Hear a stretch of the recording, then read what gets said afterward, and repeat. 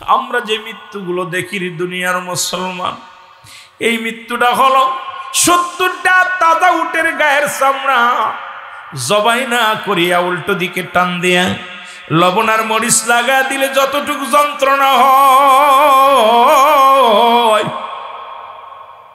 ও মুসলমান, সহজ মৃত্যু যেটা হয়, এই মৃত্যুটা তার চাইতে 70 গুণ যন্ত্রণা বেশি হয়। এখন আমরা মরণকালে যারা পায়খানা করে দিই, মরণকালে যারা প্রস্রাব করে দিই, মরণকালে যারা চোখ দুইটা বড় বড় হয়ে যায়, মরণকালে অনেকের জিহ্বাটা বড় হয়ে যায় রে মুসলমান।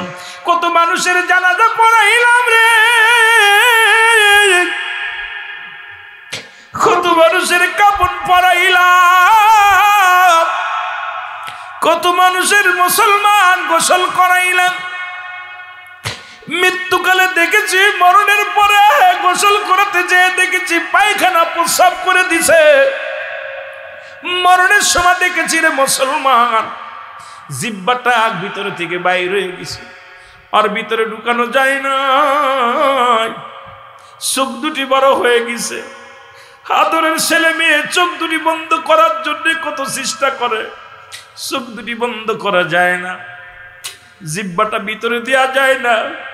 এই মৃত্যুর ফেলা পান করতে হবে রে বাবা।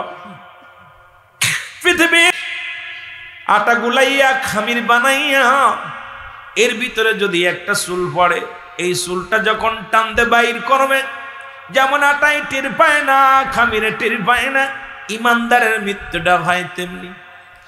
আর আজকে সারা জীবন বেঈমানি করলা, সারা জীবন সুদ খাইলা, ঘুষ খাইলা। কার জন্য তুমি সুদ খাও, কার জন্য ঘুষ খাও, কার জন্য জিনা করো, কার জন্য ব্যভিচার করো রে মন? একবার চক্ষু দুইটা বন্ধ করে দেখো। আজকে ক্ষমতার লোভে কত মানুষ মায়েরা দিলা, ক্ষমতার জন্য, চেয়ারের জন্য কত কি করলা। এই চেয়ারের জন্য দুনিয়ার মানুষকে মানুষই মনে করলা না, কিন্তু তুমি কি চিরস্থায়ী হবে? কোনদিন সম্ভব নাই, সম্ভব নাই। ওরে আদম বাবা মুসলমান শোনো, মুসলমান ইব্রাহিম আদম, ওনাকে জিজ্ঞাসা করা হয়েছিল, জিবরিল আমিন সূরত দূরে এসে বলে, আদম রে তুমি জি তো বলকের বাদশা, তোমার কাছে জানতে চাই তোমার আগে কে ছিল? কয় আমার শ্বশুর। আমার শ্বশুর ছিল আব্দুল্লাহ। তার আগে কে ছিল? বলে তার বাবা। বলে তারপরে ছিল কে? তার বাবা। তারপরে কে থাকবে? তার বাবা। বলে তোমার পরে কে থাকবে? আমার পরে আমার কলিজার টুকরা সন্তান থাকবে। বলে আদম রে যেটা চিরস্থায়ী নয়, একজনের পর একজন পরিবর্তন হয়, তাহলে এই জিন্দেগি দরকার নাই। তুমি এমন একটা জিন্দেগি করো, এমন একটা জীবন করো যে জীবনে গেলে শান্তি আর শান্তি চিরস্থায়ী হবে, সেই জীবনের চিন্তা করো। এই গদির মধ্যে বইয়া এটা সম্ভব নয়। ইব্রাহিম আদম বাড়ি যায় চিন্তা করে, আর হাইরে মন, যেহেতু গদি চেঞ্জ হবে, আমার পরে আরেকজন বলবে, আমার তারপরে আরেকজন আসবে, এই গদি আর প্রয়োজন নাই। আমি দেশ ছেড়ে চলে যাব জঙ্গলে, আমি আল্লাহর গোলাম হতে চাই, আল্লাহর গোলাম হতে চায়। ইব্রাহিম আদম এই দুনিয়ার বালকের বাচ্চা হইয়া রাজত্ব ছেড়ে চলে গেল জঙ্গলে আল্লাহকে পাওয়ার জন্য। আর আমরা এখন দুনিয়া খোঁজার জন্য নামাজ ছেড়ে দিই, দুনিয়া খোঁজার জন্য হজ ছেড়ে দিই, দুনিয়া খোঁজার জন্য ইবাদত ছেড়ে দিই, দুনিয়া খোঁজার জন্য হারামকে ধরতেছি রে মুসলমান, হালালকে ছেড়ে দিতেছি। দুনিয়ার জিন্দেগির প্রেমে পড়িয়া সব কিছু ত্যাগ করে দিছি শুধুমাত্র দুদিনের দুনিয়ার জন্য। জোরে জোরে বলেন ঠিক কিনা? আমি যে কথা বলতেছিলাম, এই মৃত্যুর যন্ত্রণার কথা বলতেছিলাম গো, ঈসা ইবনে মরিয়ম আলাইহিস সালাম মা সন্তানকে ডাকতে বলে, বাবা ঈসা তুমি আমার দুনিয়ার কিছু ফল এনে দাও। উনি ফল আনলেন। এই ফল আনার জন্য যখন রওনা দিলেন, এসে দেখে মা দুনিয়ার মধ্যে নাই। আজরাইল আলাইহিস সালাম হাজির হয়ে গেছে ঈসা আলাইহিস সালামের মায়ের কাছে। মা মরিয়ম আলাইহিস সালামের কাছে চলে আসছে, সালাম দেয়, আসসালামু আলাইকুম মরিয়ম। মরিয়ম ওয়ালাইকুম আসসালাম। কে গো তুমি? বলে আমি আজরাইল। বলে কিসের জন্য আসছেন? বলে আপনার রুহটা নেওয়ার জন্য আসছি। বলে আজরাইল রে, আমার কলিজার টুকরা, আমার ইচ্ছা বাজারে গেছে, একটু সময় দাও, আসার একটু সুযোগ করে দাও। আসবে আমি মা, দুঃখিনী মা, কয়েকটা কথা বলবো আমার সন্তানের সাথে, একটু সুযোগ দাও। আদর সাল্লাম বলে মারিয়াম, আমি সময় দিতে পারবো না, কারণ আর সময় হবে না, দুনিয়ার বুক থেকে তোমার বিদায় নিতে হবে। মরিয়াম কয় বাবা আজরাইল, আমাকে একটু সুযোগ দাও, বেশি না, সামান্য একটু সুযোগ দাও। আমার বেটা আসবে, আমি শুধু তারে বুঝায় বলে চলে যাব দুনিয়া থেকে। আমি ছাড়া আমার বেটার শরিয়াতে কেউ নাই, দুনিয়ায় কেউ নাই। আমার বেটারে আমি একটু বুঝায় যাব। আজরাইল কয় মরিয়াম রে, তুমি মরণকে বড্ড ভয় করো, ভয় করে লাভ নাই, তোমার সময় শেষ। আমি আজরাইল এখন নিয়ে যাব। মরিয়াম আলাইহিস সালামের রূহ বাইর হয়ে গেল, আজরাইল সাল্লাম নিয়ে চলে গেলেন। ঈসা আলাইহিস সালাম দুনিয়ার মধ্যে আসিয়া দেখে মা দুনিয়ার মধ্যে পড়ে আছে। ডাক দিয়ে বলে মা, মা কোনো কথা বলে না। ঈসা নবী বলে মা গো, ও মা, যা দেখে মা দুনিয়ার মায়া ছেড়ে চলে গেছে।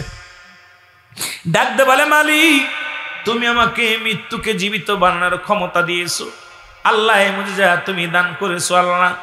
এখন আমার মাকে একটু জাগায় দাও, আমি একটু মা শোনে কথা বলতে চাই। ঈসা আলাইহিস সালাম মাকে ডাক দিলেন, সঙ্গে সঙ্গে মা জেগে উঠলেন। মা জাগা পর বলতেছি সারে, বাবা তুমি আইছো? কই মা আমি আইছি, তুমি আর নাই গো মা। মা বলে বাবা ফল নিয়ে আইছো, ফল দাও। কই মা দুনিয়ার ফল আর তোমার কপালে নাই, কারণ মা গো দুনিয়াতে আর তুমি ফল খাইতে পারবে না। তোমাকে জাগাইছি শুধু একটা কথা জানার জন্যে, তুমি যেহেতু একজন নবীর মা, আমি জানতে চাই তোমার মরণটা কেমনে হয়েছে, তোমার কি আসানে মৃত্যু হয়েছে নাকি কষ্টে মৃত্যু হয়েছে? মরিয়াম ডাক দিয়ে বলে ঈসা রে, আমার রুহটা নিয়ে গেছে, আমার দেহটা জর্জরিত রে, আমার পুরো অঙ্গ প্রত্যঙ্গ ব্যথা যন্ত্রণা। এ দুনিয়ার মানুষ শোনো। ঈসা আলাইহিস সালাম ডাকতে বলে আল্লাহ, আমার মা একজন নবীর মা, আমার মা দুনিয়ার মধ্যে একজন জান্নাতি মা, তুমি তারে কষ্ট দিয়া দুনিয়া থেকে রূহটা নিছে আজরাইল। আল্লাহ কয় যারে জিবরিল যা আমার নবীরে বুঝায় তার মার মৃত্যুটা কেমনে হয়েছে। আদর সাল্লাম জিবরিল আমিন এসে বলে হুজুর আমি আপনার সামনে হাজির। আয় জিবরিল, আমার মায়ের মৃত্যু হয়েছে কেমনে বলো। আদরাইল কয় হুজুর আল্লাহর কসম করে বলি, আপনার মায়ের মৃত্যু হয়েছে, মায়ের বুকে দুধ খাইতে খাইতে সন্তান যেমনি ঘুমায়া যায়, শুধু আমি মাথার উপরে হাতখানে রেখেছিলাম, কোনো কষ্ট দিই নাই, কোনো দুঃখ দিই নাই, জানটা বাইর করেছি অতি আসানে। ঈসা নবীর মা আজরাইল রে, এই মৃত্যু যদি এত কঠিন হয়, যাদের তুমি জোর করে ছিনিয়ে নিবা জানটা। আজরাইল বলে মারিয়াম, আসমানে আমার মাথা, জমিনের মধ্যে আমার পা, আমি আজরাইল এত বড় দানব, দুনিয়ার সমস্ত পানি যদি আমার মাথায় ঢেলে দেওয়া হয়, একটু পানি জমিনের মধ্যে পড়বে না। আমি এত বড় দানব রে, শুধু ইমানদারের রূহ বাইর করার জন্য জমিনের মধ্যে আসি, মুনাফিক জাহান্নামীদের রূহ বাইর করার জন্য আমি আজরাইলের জমিনের মধ্যে নামা লাগে না। আমি আসমান থেকে এমন একটা উকি মারি, এমন একটা ধমক দিই, রূহটা বাইর হয়ে যায়, কলিজাটা ফেটে যায়, চোখটা বড় হয়ে যায়, জিহ্বা বাইর হয়ে যায়, পায়খানা করে দেয়। আমি আজরাইলের ধমকের সঙ্গে সঙ্গে এই দুনিয়ার কলিজাটা ফেটে রূহটা বাইর হয়ে চলে আসে। জোরে বলা যাবেন আল্লাহু আকবার। বন্ধু, আল্লাহ কয় বান্দা এই জমিনটা আমি রাখবো না রে, এই জমিনটা আমি চূর্ণ বিচূর্ণ করে দিব। এই জমিনের মধ্যে যত মাটি আছে মাটিগুলো পুড়ে হয়ে যাবে তামা। ও মস্তান সাহেব শোনো, মেম্বার সাহেব শোনো, চেয়ারম্যান সাহেব শোনো, এমপি সাহেব শোনো, মন্ত্রী সাহেব শোনো, নেতারা শোনো, নেত্রীরা শোনো। আল্লাহর ঘোষণা কি? আল্লাহ কয় বান্দা এই জমিনটা আমি চূর্ণ বিচূর্ণ করে দিব। কোরআন কি বলে ভালো করে শুনে নাও রে মুসলমান, শোনো। কোরআন বলতেছে ও বান্দা শোনো, এই জমিনটা আমার আল্লাহ চূর্ণ বিচূর্ণ করে দিবে। এই জমিনের মাটিগুলো পুড়াইয়া আমার আল্লাহ তামা বানাইয়া দিবে। জমিনে যত পানি আছে সব পানিগুলো পুড়ে হয়ে যাবে ছাই, জমিনটা পুড়ে হয়ে যাবে তামা। যেদিন কিচ্ছু বলতে কিচ্ছু থাকবে না, সেদিন থাকবে শুধু আমার আল্লাহ। এই জন্য গোলামি করব কার? আসতে না জোরে দাসত্ব করব কার? আস্তে আওয়াজ হয়ে গেল, জোরে হবে না আসতে হবে। গোলামি করব কার? দাসত্ব করব কার? আইন মানব কার? এরে মুসলমান, সব কিছুর মালিক কে? আরো জোরে বলেন কে? আজকে আমি মাঝে মাঝেই বলি আলোচনার মধ্যে, তুমি সুদ খাইয়া সম্পদ করলা, ঘুষ খাইয়া সম্পদ করলা, পরের জমি দখল কইরা নিলা, পরের হাওর বিল দখল কইরা তুমি সম্পদ কইরা নিলা। এই দুনিয়ার সম্পদ খাবে লোকে, তোমার দেহ খাবে পোকে। একবার মরে দেখ না, মজাটা আছে রে মুসলমান। একবার চক্ষু দুইটা বন্ধ করে দেখ, এই দুনিয়ার সম্পদ লোকে খায়া নিবে। তোর ছেলে ভাগ করে নিবে, মেয়ে ভাগ করে নিবে, বিবি ভাগ করে নিবে। এই দুনিয়ার সম্পদ নিয়ে মারামারি হাঙ্গামা লাগবে রে। গত মাসে দেখেছিলাম এ মুসলমান, বাংলাদেশের মুসলমান শোনো, বাংলাদেশের কোথায় বিশাল একজন আইনজীবী, কোথায় মুসলমান সুপ্রিম কোর্টের আইনজীবী, উনি 10 তলা বাড়ি করেছে। আজকে 3টা ছেলে লন্ডন আমেরিকার জমিনে বৃদ্ধাশ্রমে যাইয়া কান্দার কয়, ও আমার আল্লাহ, আজকে আমি এত টাকা উপার্জন করলাম, একটা ছেলে মানুষ করতে পারি নাই, আলেম বানাতে পারি নাই। আজকে লন্ডন আমেরিকায় আজকে মুসলমান, এই লোকটার মৃত্যু হয়েছে, গত সপ্তাহে মৃত্যু হয়েছে। এই মৃত্যুটা মুসলমানের লাশটা পর্যন্ত তার জায়গায় মাটি দেয় নাই। ওরে মুসলমান, ঢাকার শহরে এই না বস্তিখানার মধ্যে তার কবর হয়েছে, একটু কবরের জায়গা পাই নাই। ছোট ছেলে কয় আমার বাড়িতে দেওয়া যাবে না, বাড়ি নষ্ট হয়ে যাবে। মেজো ছেলে কয় দেওয়া যাবে না, বাড়ি নষ্ট, বাড়ির পজিশন নষ্ট হয়ে যাবে। বড় ছেলে কয় পজিশন নষ্ট হয়ে যাবে। যাদের জন্য তুমি মুসলমান শুই না নাও, যাদের জন্য তুমি এত অন্যায় করলা, এরে ঘুষ না নিলে তুমি উকিল কথা বলো না, তুমি ঘুষ না নিলে চেয়ারের মধ্যে তুমি কত টাকা খাইয়া আইন পরিবর্তন করেছো, কত টাকা খাইয়া মানুষের বিরুদ্ধে তুমি মামলা লড়েছ, কত টাকা খাইয়া মানুষের ফাঁসির রায় দিয়েছ। আজকে কোথায় কই মানিকের মতো যখন ধরা পড়বা, মানিক এখন বুঝছে মানুষকে মিথ্যা আসামি বানাইয়া, সুমন এখন বুঝছে মানুষকে মিথ্যা আসামি বানাইয়া মানুষকে কষ্ট দিলে কি হয়। আজকে সেই জালে দুনিয়ার মধ্যে একটা পড়েছে, আখেরাতেও পড়বে। জোরে জোরে চিল্লায় বলা যাবে না, ঠিক কিনা? এর দুর্নীতির ওই নাকড়ায় বসে জাহির করে জ্ঞান, কলম দিয়া কামাই টাকা, আবার ধরে সাধুর ভানোরা। শিক্ষিত শয়তানোরা, শিক্ষিত শয়তানোরা, শিক্ষিত। আমার সাথে কইতে পারবেন না? পারবেন কইতে? এ যুবকেরা পারবে কইতে? এর দুর্নীতির ওই আকড়ায় বসে জাহির করে জ্ঞান, বলো দুর্নীতির ওই আকড়ায় বসে জাহির। এর কলম দিয়া কামাই টাকা, কলম দিয়া কামাই টাকা, আবার ধরে সাধুর ভানোরা। শিক্ষিত আরো জোরে বলেন, ওরা শিক্ষিত শয়তান। ওরা হলো জাতির নাকি মহামারী মহাতান, ফাইলে কলম ঠাকাইয়া চালায় ওরা নির্যাতন। আমার দেশের কত বেকার ঘুরে বেড়াচ্ছে, 60,000 ভারতের মানুষের চাকরি হয় এক প্রশাসনের মধ্যে। জোরে বলেন ঠিক কিনা?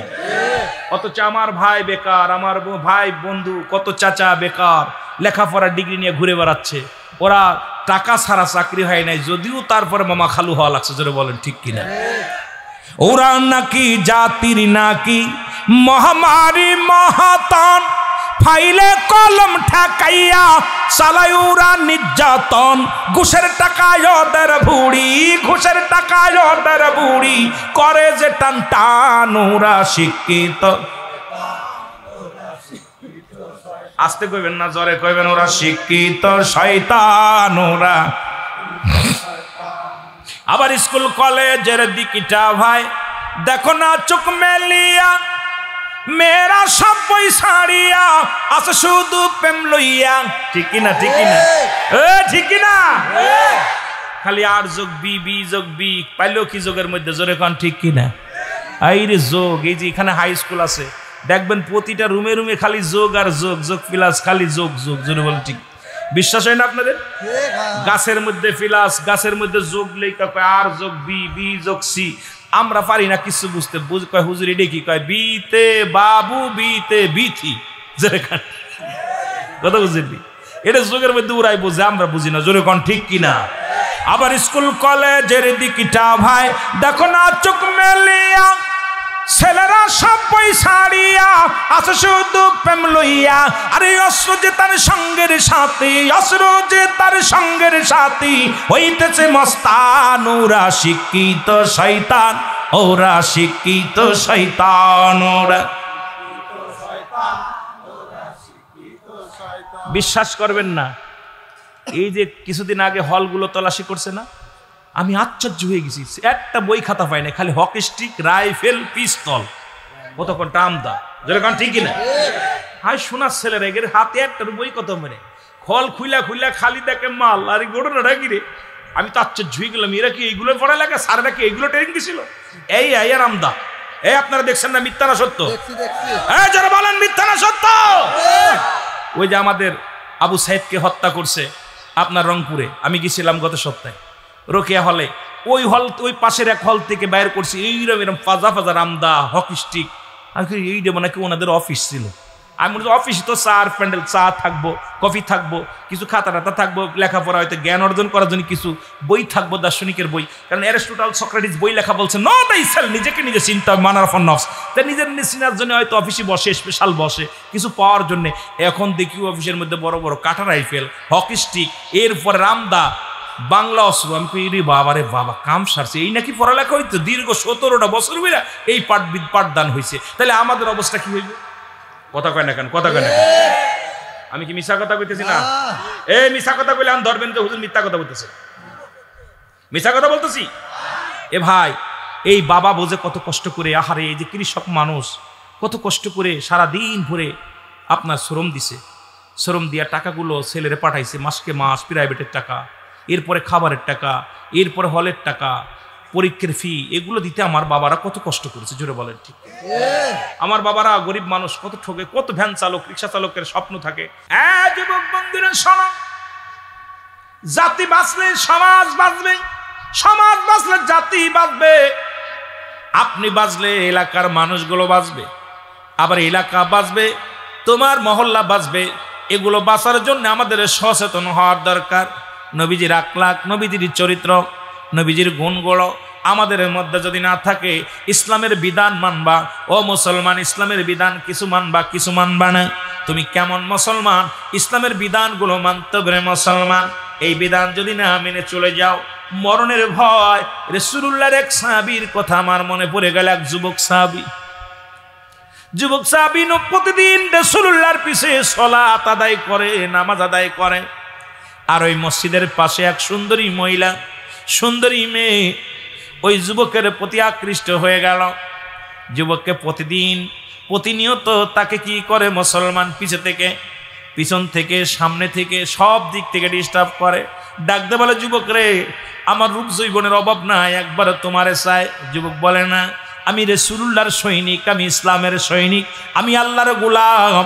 এই দুনিয়ার মধ্যে অন্যায় পথে আমি পা বাড়াইতে পারবো না, সম্ভব নয়। কারণ আমি যদি অন্যায় করি ইসলামের কলঙ্ক হবে, আমি যদি অন্যায় করি রাসূলুল্লাহর কলঙ্ক হবে, আমি যদি অন্যায় করি কোরআনের কলঙ্ক হবে। সুতরাং আমরা মুসলমান, মুসলমান শোনো।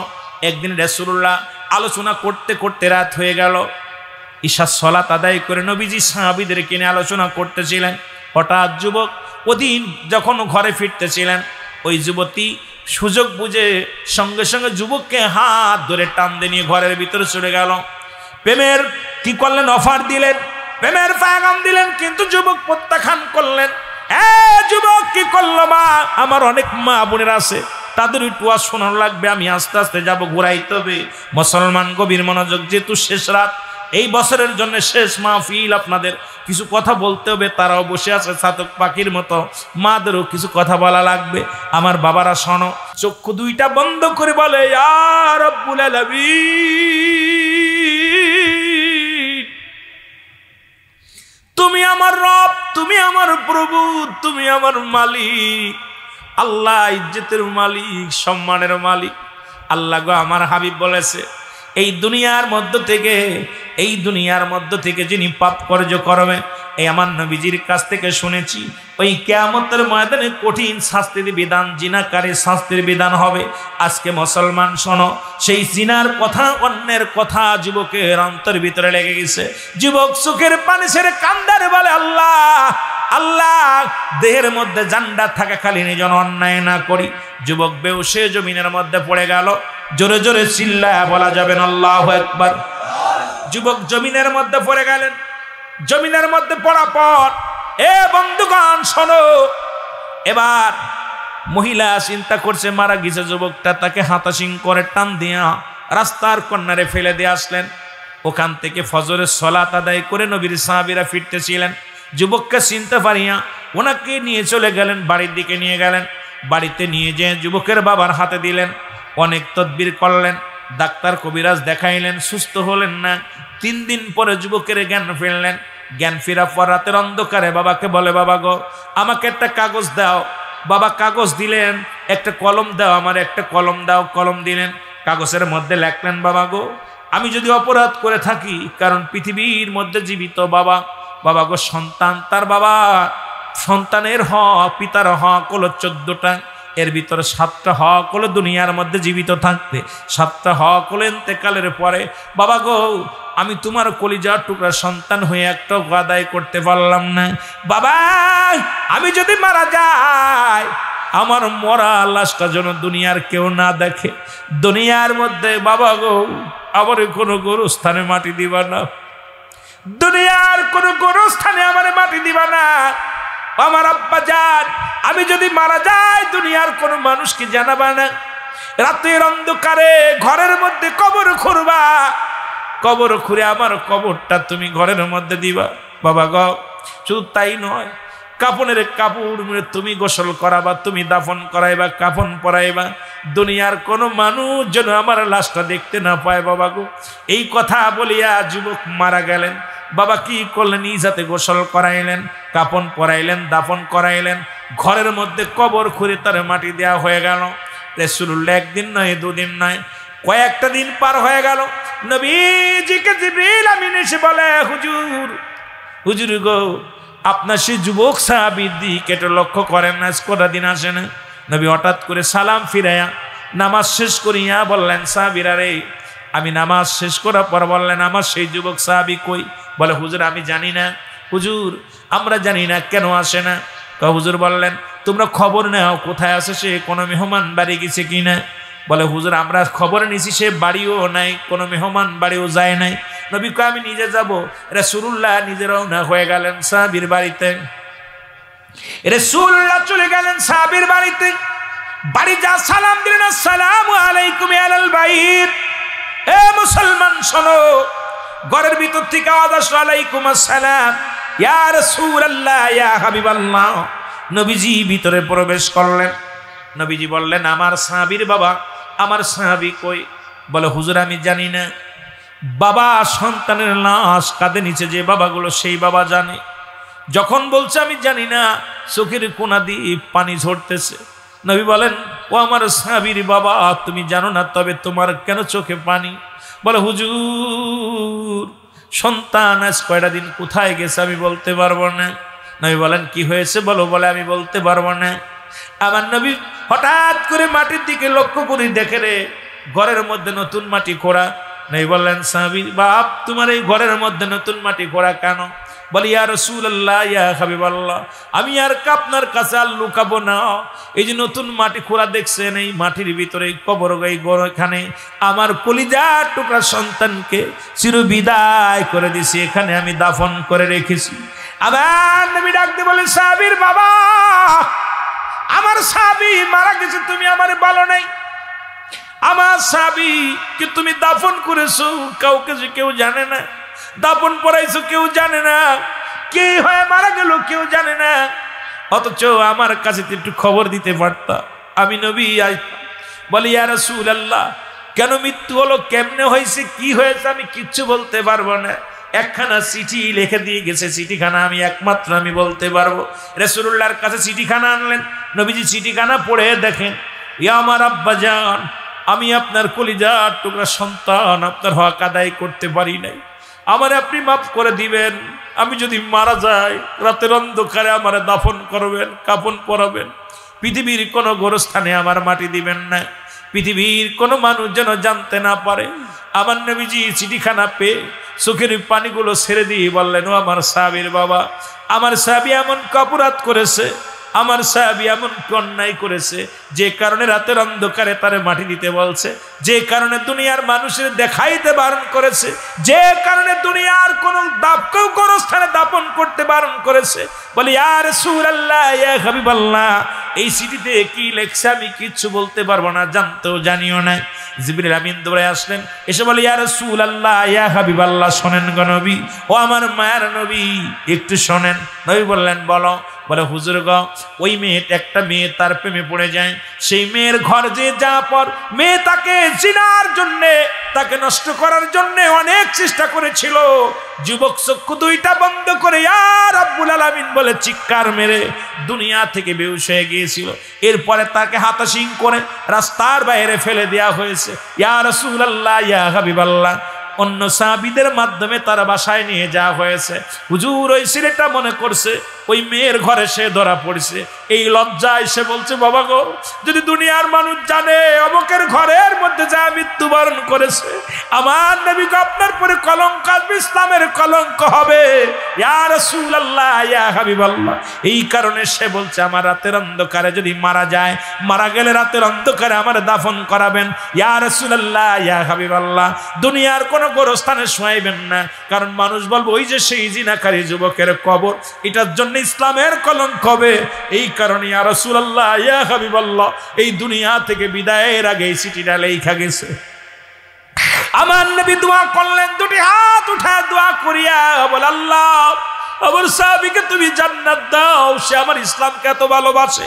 এ মুসলমান গভীর মনোযোগ, সে আমি নবীকে এত ভালোবাসে, আমার আল্লাহকে এত ভয় পায়, দুনিয়ায় জীবন দিয়া গেছে, জিনা করি নাই, ব্যভিচার করে নাই, আল্লাহ গো তাকে তুমি জান্নাত দিয়ে দিও। নবী সুপারিশ করে দোয়া করে চলে গেলেন। এ মুসলমান শোনো, এরপরে চলে গেলেন ওই মহিলার ঘরে। মহিলার ঘরে যায় নবী দাঁড়াইলেন। এবার নবীকে দেখা পর মেয়েটা ভিতর থেকে বলে, ইয়া রাসূলুল্লাহ ইয়া হাবিবাল্লাহ, আমাকে একটু পবিত্রতা দেন, গোসল করব, ওযু করব। নবী ওযু করা শিখায়া দেন। নবীজি বলে দিলেন, ওযু করলেন। বলেন, ইয়া রাসূলুল্লাহ ইয়া হাবিবাল্লাহ, ইসলাম যত প্রিয়, মুসলমান যে জিনাকারী করে না, জিনা করে না, মুসলমান যে ব্যভিচার করে না, মুসলমান যে কোনো নারীর পাগল না। ইয়া রাসূলুল্লাহ ইয়া হাবিবাল্লাহ, আমি বুঝতে পেরেছি আমি একজন অমুসলিম। ইয়া রাসূলুল্লাহ ইয়া হাবিবাল্লাহ, আপনার যুবককে আমি আলিঙ্গন করেছিলাম, আপনার যুবককে আমি প্রেম নিবেদন করেছিলাম, কিন্তু ইয়া রাসূলুল্লাহ একবার সে আমার রূপ যৌবনের দিকে তাকাই নাই, একবার আমার দেহের দিকে তাকাই নাই। জীবন দিয়ে প্রমাণ করে দিয়ে গেলেন কুরআন সত্য, ইসলাম সত্য। ইসলাম জিনাকারীকে সমর্থন করে না, ইসলাম জিনাকারীর অমুসলমান শোনো, ইসলাম বেগানা মহিলাকে সমর্থন করে না। আজকে যদি ওয়াজ করি, বাংলাদেশের অনেক আলেম ধরা পড়ে যায় মুসলমান, কারণ এই শরীয়তে বেগানা মহিলা নিয়ে অনেকে চাকরি করে রে মুসলমান। আমার বড় কষ্ট হয়, কারণ বেগানা পুরুষের চেহারা দেখা হারাম, বেগানা মহিলার চেহারা দেখা হারাম।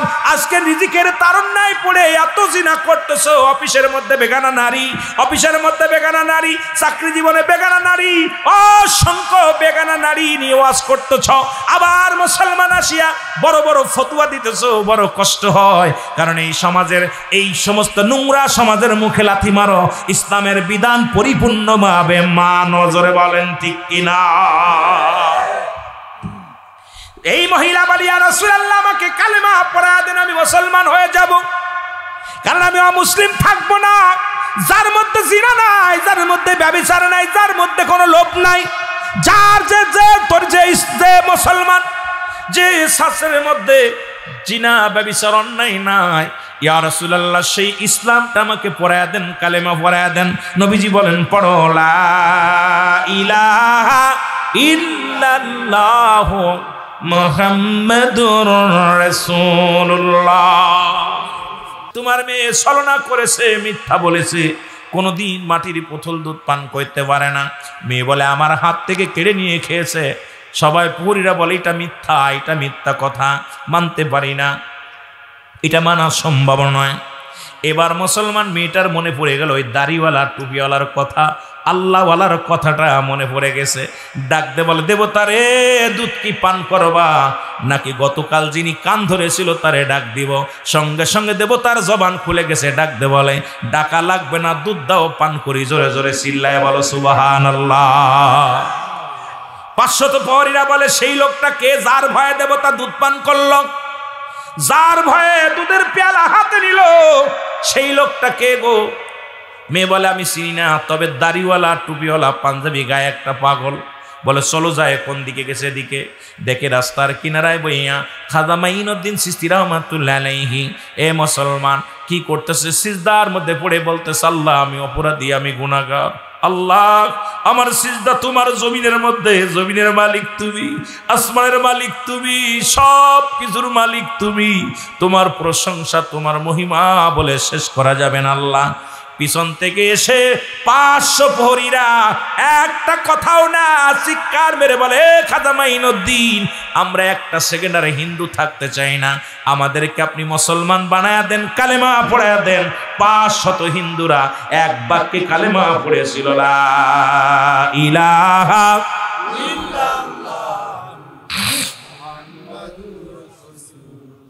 এখন আমার দেশে অসংখ্য পীর সাহেব আছে, কারুর দরবারে যে মুসলমানই হয় না। কথা কই না কেন?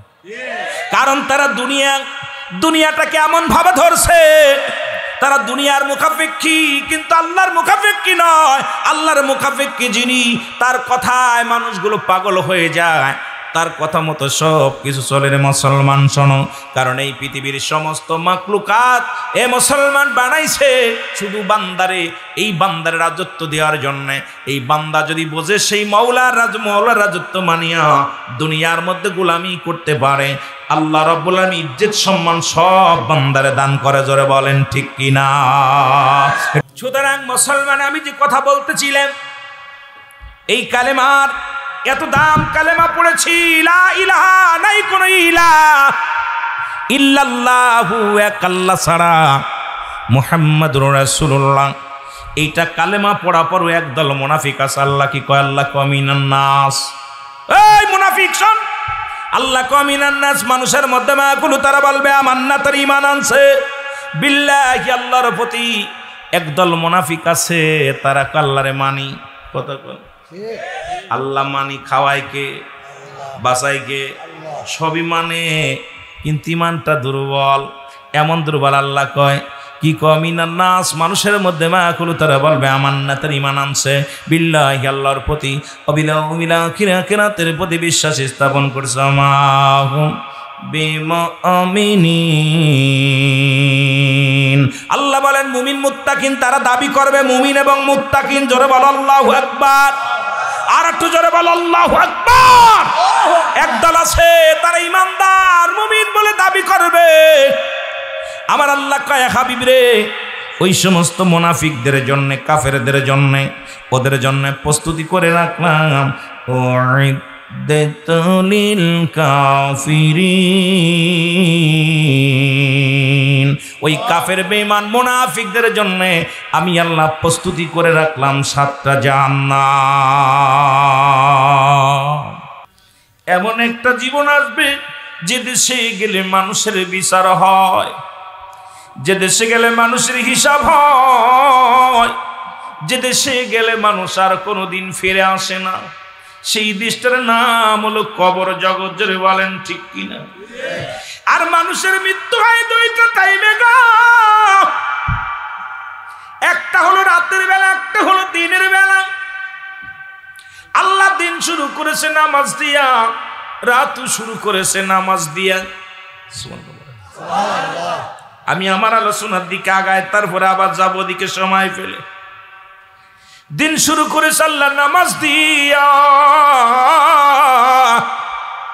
রাত শুরু করেছে আমার আল্লাহ নামাজ দিয়া। দিনের শুরু হলো ফজর, বান্দারে 2 রাকাত সুন্নাত নামাজ তুমি আদায় করলা। নবীর পক্ষে যদি থাকতে হয় সুন্নাত মানা লাগবে কি লাগবে না? জোরে বলেন, লাগবে কি লাগবে না? নবীর পক্ষের মানুষ যদি 3 বেলা দাড়ির মধ্যে শেপ লাগাও, নবীর কথা বললে চোখ দিয়ে পানি আসে, নবীর পক্ষের লোক বইলা দাবি করো। এরে মুসলমান, কত লোক দেখলাম আউলাদে রাসূল বইলা দাবি করে, 30 বার শেপ হয়, সে আবার কেমনে আউলাদে রাসূল হয়? জোরে বলেন ঠিক কিনা? বিড়ির মধ্যে, মুখের মধ্যে বিড়ি দিয়া টান লাগা দেয়, মুখে মুখে কয় আমি আউলাদে রাসূল, আমি মুসলমান। এর ভণ্ড প্রতারকের দলেরা শোন, ভালো কইরা শুইনা না রে মুসলমান, শুইনালা। এর 2 রাকাত সুন্নাত নামাজ তুমি আদায় করলা, সঙ্গে সঙ্গে তুমি হয়ে গেলে আমার নবীর প্রেমিক। এবার 2 রাকাত ফরজ নামাজ তুমি আদায় করলা, সঙ্গে সঙ্গে তুমি হয়ে গেলে আমার আল্লাহর গোলাম। এখন যদি রাত দিনের বেলা তোমার মৃত্যু হয়, তুমি হবা আমার নবীর প্রেমিক, আল্লাহর গোলাম। এখন আল্লাহর গোলামি করলা না, নামাজ পড়ো না, শরীয়তের বিধান মানো না, বলো আমি আল্লাহর গোলাম, আল্লাহর গোলাম। এ গোলাম তোর যদি গোলামি করতে হয়, এ গোলাম তোর যদি আমার মাওলার হুকুম মানতে হয়, নামাজ ছেড়ে দিয়ে কেমনে গুরুশ বুঝি আসে না? জোরে বলেন ঠিক কিনা? এখন আল্লাহর গোলাম হইতে লাগলে নামাজের দরকার আছে কি না? আসতেইছে, নামাজের দরকার আছে কি না? এরা মুসলমান, নামাজে খোঁজ নাই, কেমনে বলো তুমি মুসলমান? এখন যদি বলি বাবা ওয়া শোনা, এটা নফল বন্দেগী, ফরজ নয়। ফরজ ছিল ঈশের নামাজ, মুসলমান কিসের নামাজ? এই আমি যখন আসতেছিলাম দেখি মুসলমান মাত্র 3 থেকে 4 জন এই জায়গায় ঈশার নামাজের সালাত হয়। এখন দেখি মাঠের অবস্থা ভরপুর, তার মানে বুঝতে বাকি নাই নামাজি মানুষের অভাব, ওয়া শোনা মানুষের অভাব নাই।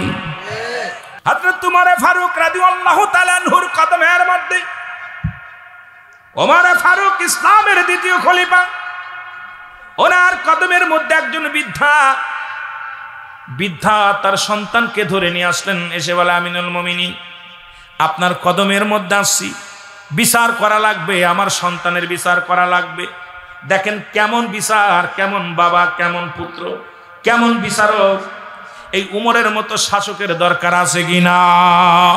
জোরে জোরে বলেন, আছে কিনা? ওমর ফারুক ডাকতে বলে, বৃদ্ধা, ও কি তোমার ছেলে?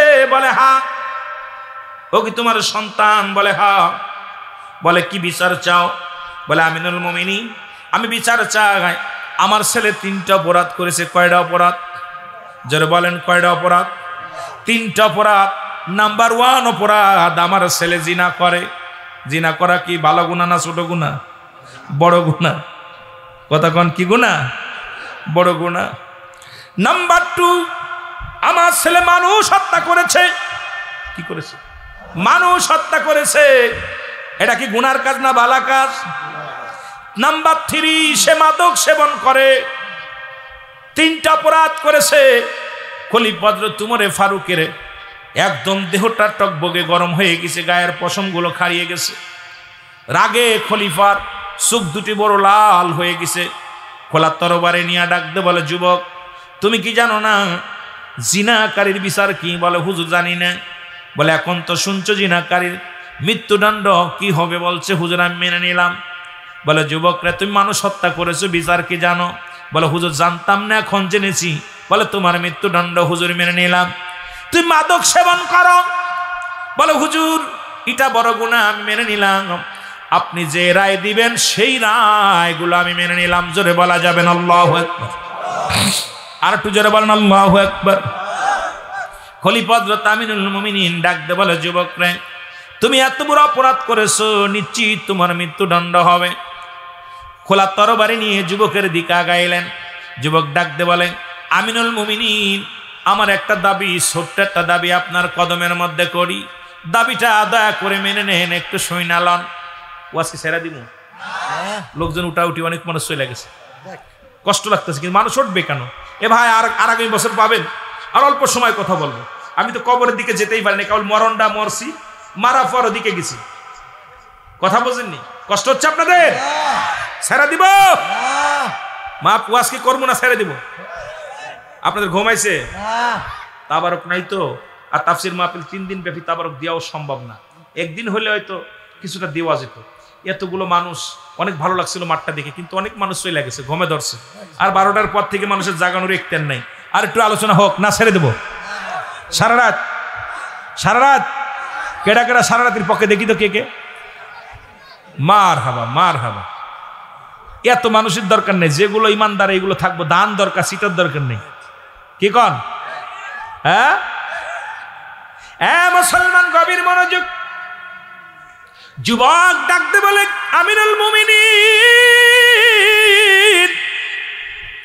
আমার যে বিচার করবেন আমি মেনে নিলাম, তবে আমার বিচারের আগে একটা দাবি আপনার কদমের মধ্যে, আমার বাবার বিচারটা করা লাগবে। জোরে বলা যাবেন আল্লাহু আকবার। কার বিচার করা লাগবে? কে দাবি করছে? ছেলে দাবি করছে। মনে থাকবে? আপনাদের কি ছেলে আছে? কতক্ষণ আছে? মেয়ে আছে? সাবধান হয়ে যান ওয়াজ থেকে। ডাকতে বলে, যুবক তুমি কার বিরুদ্ধে অভিযোগ করো? আমি খাত্তাবের বেটা উমর, এই দুনিয়ার মধ্যে বাবারে হারাইছি। এই বাবা যে কি নিয়ামত আমি বুঝি। এই দুনিয়ার মধ্যে যুবকরি তুমি তোমার বাবার বিরুদ্ধে অভিযোগ করো। তুমি কি ইসলামের বিধান মানো? বলে, হুজুর জানতাম না, এখন মানি, আপনার কথা শুনে মানি। তবে তোমার বাবার বিরুদ্ধে কেন অভিযোগ তুমি বলো? বলো, হুজুর আমার আব্বার বিরুদ্ধে অভিযোগ। বিচার যদি করতে হয়, আমি জানি আপনি ন্যায়পরা নয়, আমি জানি একজন ন্যায় বিচারক আপনি। আপনার কদম থেকে নিরাশ হব না, এই কারণে আমার বাবার বিচারটা আপনার কাছে দাবি করছি। কার বিচার? যারা বলেন কার বিচার? বাবার বিচারটা আমি দাবি করছি। ওমর ফারুক ডাকতে বলে, যুবক কি বিচার চাও তুমি বলো? বলে, হুজুর 1 নাম্বার অপরাধ করেছে আমার আব্বাজান। আমার আব্বাজান এত বড় 1 নাম্বার অপরাধ করেছে, আমাকে একটা ভালো মা দেয় না। আমি যে মায়ের গর্ভে জন্ম নিছি, আমার মা বেগানা পুরুষের সঙ্গে ঘোরাঘুরি করে, জিনা ব্যভিচার বাজার ঘাট করে, অন্যায় করে। সুতরাং প্রাথমিক বিদ্যালয় হলো মায়ের কোল। যুবক বন্ধুরা শোনো, 1 নাম্বার অপরাধ করেছে আমার আব্বা। সে আমাকে আদর্শবান একটা মা দেয় নাই, সে আমাকে একটা চরিত্রবান মা দেয় নাই, একটা আল্লাহওয়ালা মা দেয় নাই। এই কারণে 1 নাম্বার অপরাধ করেছে আমি। অন্যায় করার পিছনে আমার বাবা, সে আমাকে একটা আদর্শবান মা দেয় নাই। আমি যে সমস্ত যুবকরা বিয়ে করিস না, তোদের বলে যায়, যুবক হাতে ধরে বলে যায়, পায়ে ধরে বলে যায়, একজন রিক্সা চালকের মেয়ে বিয়ে কর, একজন ভ্যান চালকের মেয়ে বিয়ে কর। ওরে বিয়ের আগে বলবি, বাবা বিয়ে করব, তবে মনে একটা মেয়ে দাও। রূপ দেখে আজকে আমরা রূপ যৌবনের পাগল হয়ে গেছি, সুন্দরী পুজরি হয়ে গেছি। সুন্দরী দেখে কে মুসি কে মাতরে দেখার সময় নাই।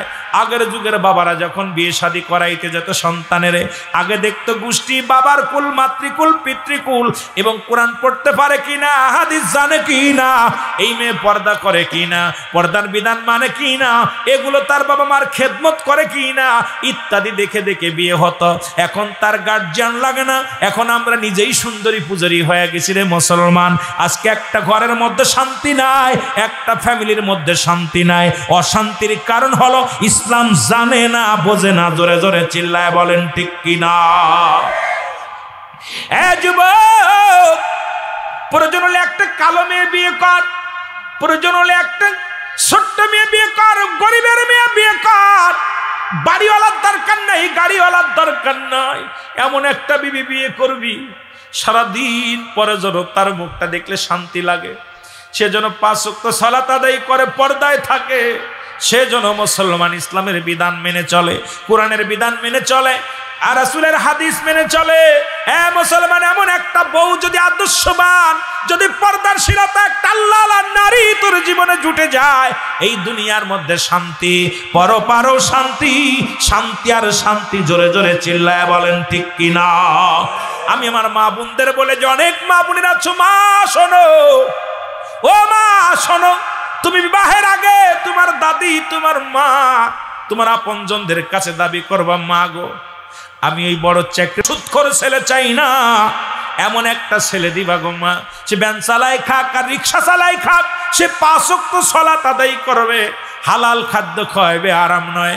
আরে হাজার হাজার টাকা নিয়া, ঘুষ নিয়া, ঘুষের টাকা দিয়া কত কি নিয়ে যায়, তুমি ঘরের মধ্যে থাকি আনন্দ করো রে মা, কিন্তু একবার খবর নিশ্চয়ই সুদের টাকা, ঘুষের সম্পদের জন্য ইয়াউমাল কিয়ামতের ময়দানে জাহান্নামে ছুঁড়ে মারবে রে মুসলমান। শুনে নাও, আমি আমার মাদের বলি, মা দাবি করবা, দাদির কাছে দাবি করবা, বাবার কাছে দাবি করবা, সাধারণ সারাদিন পরে 1 লোকমা খাবার দিবে, এই খাবারটা আমি খাবো, সেজন্য হালাল খাদ্য খাওয়ায়, সেজন্য আমার ঘুষের টাকা না খাওয়ায়, হারাম জিনিস বক্ষণ না করায়। 5 ওয়াক্ত নামাজি ইমানদার একটা ছেলে যদি তোর কপালে জুটে যায়, এই দুনিয়ার মধ্যে মা তোর মতো শান্তি আর কেউ নাই। জোরে বলেন ঠিক কিনা?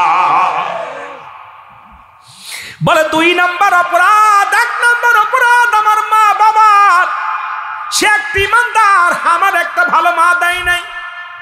2 নাম্বার অপরাধ আমার বাবার, সে আমার একটা ভালো নাম দেয় নাই, নাম রাখছে লালটু বল্টু কত কিছু। জোরে কোন ঠিক কিনা? এই নামের জন্য কিয়ামতের ময়দানে বিবাদে পড়বেন। মুসলমান শোনো, আর এখন তো নাম আর দেওয়া লাগে না, নাম গর্বে থেকে হয়ে যায়, কারণ এখনকার জামানায় মুসলমান দুনিয়ার মধ্যে সন্তান আসা পর সুন্নাতে রাসূল যদি মানতে হয়, 7 দিনের 1 দিন আগে নাম রাখা দূরত্ব নয়। সন্তানের বয়স যখন 7 দিন হবে, ছেলে হোক আর মেয়ে হোক, ছেলে হলে 2টা প্রাণী, মেয়ে হলে 1টা প্রাণী, এটা কুরবানি করে আকিকা দিয়া সুন্নাতে রাসূল নামটা রাখা সুন্নাত। এইবার রাসূলের সুন্নাত যদি মানতে হয়, 1 দিন আগেও নাম রাখা যাবে না। আমার দেশে এখন বিয়ের রাত্রেই নাম হয়ে যায়, দেখা যায় বাসর রাত্রেই নাম। স্বামী স্ত্রী দুজন ঘরের মধ্যে যায়, কয় সকিনারে, কয় কি নিয়ত করেছি যদি আমার একটা ছেলে হয় নাম রাখবো শাহরুখ খান। এখনো দুজনের মিলন হয় নাই, দুজনের কথাবার্তা চলতেছে, নাম রাখা হয়ে গেছে। নাম কি? জোরে কোন নাম কি? শাহরুখ খান।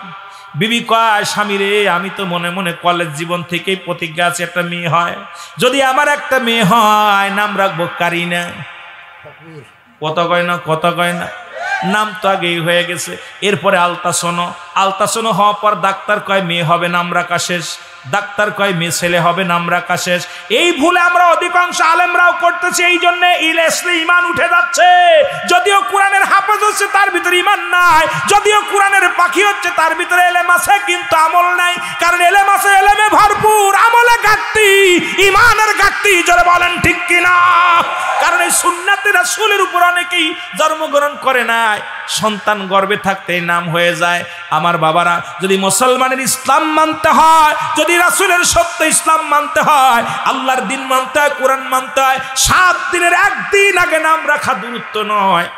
আমার দেশের অধিকাংশ বাবারা এই ভুলটা করি। জোরে বলেন ঠিক কিনা? সন্তান দুনিয়ার এই ওয়াজটা আজকে আমার নেই, ওয়াজটা আপনাদের চেয়ারম্যানের, এই ওয়াজটা আপনাদের মসজিদের ইমাম সাহেবের, সেই ওয়াজটা আমি করতেছি আপনাদের, সেই ওয়াজটা আমি করে দিচ্ছি আপনাদেরকে। এ মুসলমান, সন্তান দুনিয়ার ভিতর আসার 7 দিনের 1 দিন আগে নাম রাখা দূরত্ব নয়, কিন্তু অধিকাংশ আমার ছেলের নাম রাখবো কি, মেয়ের নাম রাখবো কি, অলরেডি হয়ে যায়। যেটা বলেন ঠিক কিনা? আর এই সন্তানগুলো ভালো কর্মের ভিতরে আসবে না, ও ইমান দুর্বল থাকবে। ও মেয়েটা যদিও পর্দা করে গোপনে গোপনে গু খাবে। যেটা বলেন ঠিক কিনা? ওই মেয়েটা ময়লা খাবে, ছেলেটা ময়লা কাজ করবে, অন্যায় করবে, কারণ সুন্নাতের রাসূলের উপরে আগমন করে নাই। এ মুসলমান, দুনিয়া আসার পর সর্বপ্রথম আসবে তার কানে আযান শোনাইতে হবে, এরপরে কালেমা শোনাইতে হবে, গায়ের ময়লাগুলো মুছতে হবে ভালো কাপড় দিয়ে, এরপরে তার ওই যে আপনার ইত্যাদি ইত্যাদি যেগুলো, এগুলো করতে হবে, সুন্নাতের রাসূল যেটা মানতে হবে। নাম্বার 3 বলে হুজুর, নাম্বার 3 সে আমাকে আমার পিতা মাতা কোন কোরআনের জ্ঞান হাদিসের জ্ঞান দেয় নাই। আল্লাহু আকবার। আমরা অধিকাংশ বাবারা ধরা পড়ে যাব। আপনার ছেলে বড় মুফতি হবে, বড় বক্তা হবে, এটা শর্ত নয়। আপনার ছেলেকে 10টা সূরা শিখাবেন নিম্নতর, যেটা নামাজ বাজানরে জানাজার নিয়মটা শিখাবেন, বাবারে কিছু হাদিস শিখাবেন, শরীয়তের বিধান মানা শিখাবেন, হাকিকতের বিধান মানা শিখাবেন, পর্দা পুশিদার বিধান মানা শিখাবেন। ছেলে বড় আলেম হবে শর্ত নয়, কিন্তু ছেলেকে বড় ডিগ্রি দ্বারা আজকে ডিগ্রিদার বানাইছেন, বড় আলেম বড় ইঞ্জিনিয়ার বানাইছেন, বিদেশ থেকে পিএইচডি করে ডাক্তার হয়েছে মুসলমান। এটা নিয়ে কবরে বাঁচা সম্ভব হবে না। ওই ছেলে যদি ঈমান নিয়ে আমল যদি দুনিয়ার মধ্যে ঈমান আর আমল যদি ঠিক থাকে, দুনিয়ার মধ্যে আমল করতে লাগলে কিছু ইলমের দরকার আছে। এখন সূরা কিরাত জানার দরকার আছে কিনা? যারা বলেন আছে কিনা? এখন নিম্নতরে এই জ্ঞানটা তারে দিতে হবে। এই জ্ঞান না দেওয়ার কারণে অধিকাংশ সন্তানের কারণে জাহান্নামে যাবে। বাবারা, হাজী সাহেবকে বুকের ভিতর লাথি মারবে সন্তান, কয় বাবা গো তুমি হজ করেছো কিন্তু আমাকে গ্রিন এলেম অর্জন করতে দাও নাই, যে এলেম দ্বারা আমি আজকে আমল করব, নামাজ পড়ব, সূরা কিরাত পারি না, জানাজা পড়াবো, দাঁড়াই থাকি জানাজা পড়তে পারি না। ও বাবা তোমার জন্য দোয়া করবো, রব্বির হামহুমা কামা রব্বায়ানি সগীরা, এটা বলবো সেই ক্ষমতা আমার নাই। বাবা গো তোমার জন্য পাক কালাম ফাতিহা শরীফ পড়বো, এটা আমার জানা নাই। বাবা তুমি আমার ইংলিশ শিখাইছো, ইংলিশে কথা বলা শিখাইছো, তুমি আমার বাংলা শিখাইছো, উর্দু শিখাইছো, ফার্সি শিখাইছো, কিন্তু কোরআনের জ্ঞান একটু দেও নাই। বাবা গো ওই বাবা মা বিনা হিসেবে জাহান্নামে তাদের ছুঁড়ে মারবে, কারণ বেআমলদারি সন্তানের ওই পাপের রাজ্য, পাপের গুনাহগুলো বাবার কাঁধে যে মার কাঁধে যে লাগবে। জোরে বলা যাবেন আল্লাহু আকবার। যারা ভুল করেছেন এখন থেকে নাতিপুতি যারা আছে তাড়াতাড়ি ইসলামের গান শিখান, ছোট্টবেলা মাদ্রাসায় দেন, ওই মাদ্রাসা থেকে কোরআন শিখুক, কিছু সূরা কিরাত শিখুক, নিয়ত শিখুক, দোয়া শিখুক, ছোট ছোট দোয়াগুলো শিখুক, যেটা শিকার পর আপনি ইঞ্জিনিয়ার বানান, ডক্টর বানান, পৃথিবীর মধ্যে বড় অফিসার বানান, দুঃখ নাই। কিন্তু সন্তানকে প্রাথমিক বিদ্যালয়টা কোরআন শিক্ষা দেন, যে অক্ষর পড়লে একটা নেকি 10টা নেকি হয়, সেই অক্ষরগুলো পড়া বাদ দিয়ে পড়ো। হাট্টিমা টিম টিম তারা মাঠে পারে ডিম, তাদের খাড়া দুটো শিং। সন্তানের প্রথমেই মিথ্যা শিখাইতেছেন, অথচ যদি বলতেন ডান দিকে তেরে খাটেন বাম দিকে তে যা, নিচে একটা নুক্তা দিলি হয়ে গেল বা, ডান দিকে তেরে খাটেন বাম দিকে তে যা, উপরে 2 নুক্তা দিলি হয়ে গেল তা, ডান দিকে তেরে খাটেন বাম দিকে তে যা, উপরে 3 নুক্তা দিলি হয়ে গেল সা। 3 10 30টা নেকি হলো। সারা দিন পরে যদি পড়ো সরুয়া সরে আর রস্যই দীর্ঘয় আর মুসলমান ABCD সারা জিন্দেগি ভরে পড়লো একটা নেকি হবে না। এই কোরআনের জ্ঞানটা আগে শিক্ষা দেন, যেটা শিক্ষা দিলে দুনিয়ার মধ্যে কামিয়াব হবেন। 3টা জিনিস কাজে লাগবে। নাম্বার 1 হলো নেক আমল, নাম্বার 2 সদকায়ে জারিয়া যে দান ধ্যান করলেন, নাম্বার 3 নেককার সন্তান। এমন সন্তান রেখে গেলেন, দোয়া দূরের কথা, বাবার কবরটা জিয়ারত করবে এটাও তারা জানে না। জোরে বলেন ঠিক কিনা? আদম নবীকে দেখালেন, রব্বানা জালামনা আনফুসানা ওয়া ইল্লাম তাগফির লানা ওয়া তারহামনা লানাকুনান্না মিনাল খাসিরিন। আর আখিরি নবী কান্দে, রব্বির হামহুমা কামা রব্বায়ানি সগীরা। মুসলমান শোনো, পিতা মাতার জন্য দোয়া করবে। এই দোয়াটা অনেকে পারি না, আল্লাহর আদালতে কি জবাব দিব আমার বুঝি আসে না। এই জন্য দাদু ভাইদের হাতে ধরে বলে যায়, পায়ে ধরে বলে যায়, আপনারা সন্তানদেরকে দ্বীন ইলম শিক্ষা দেন। জোরে বলেন ঠিক কিনা? কষ্ট হচ্ছে আপনাদের? দ্বীন ইলমটা শিক্ষা দেন। সে এমপি হোক, মন্ত্রী হোক, সে জজ হোক, তার দৈনন্দিন যে ইসলামের মধ্যে চলার জন্য যেটা দরকার সেটা আমাদের শিক্ষা দেওয়ার দরকার আছে কিনা? জোরে বলেন আছে কিনা? খলিফা হযরত আমিরে মুমিনিন যত বড় ফারুক ডাকতে বলে, বৃদ্ধা তুমি মৃত্যুর জন্য প্রস্তুতি হও। বিদ্যা বলে, খলিফা আমিনুল মুমিনিন